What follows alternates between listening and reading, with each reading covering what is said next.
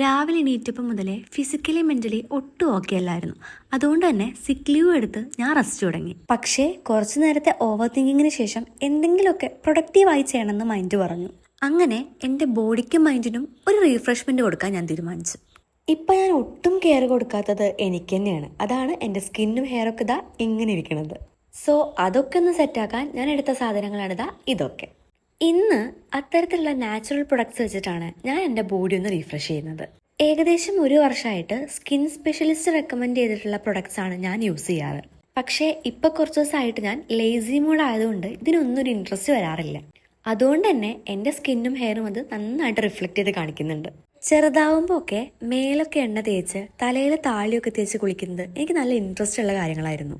അതുകൊണ്ട് തന്നെ ഇതൊക്കെ ചെയ്യുമ്പം ആ ഒരു മെമ്മറീസിലേക്ക് പോയ പോലെ തോന്നി. ശരിക്കും നൊസ്റ്റാൾജിക് ഫീൽ. അങ്ങനെ 1-1.5 മണിക്കൂറിലെ കുളിക്ക് ശേഷം എനിക്ക് തന്നെ എന്തൊക്കെയോ ഒരു സന്തോഷവും സമാധാനമൊക്കെ വരുന്ന പോലെ. ഇങ്ങനെ ഇടയ്ക്കൊരു ബ്രേക്കൊക്കെ എടുത്ത് നമുക്ക് ഇഷ്ടമുള്ള കാര്യങ്ങൾ ചെയ്ത് മൈൻഡിനൊന്ന് റിലാക്സ് ആക്കി വെക്കുന്നത് അത് ഏറ്റവും ഇമ്പോർട്ടൻ്റ് ആയിട്ടുള്ളൊരു കാര്യമാണ്.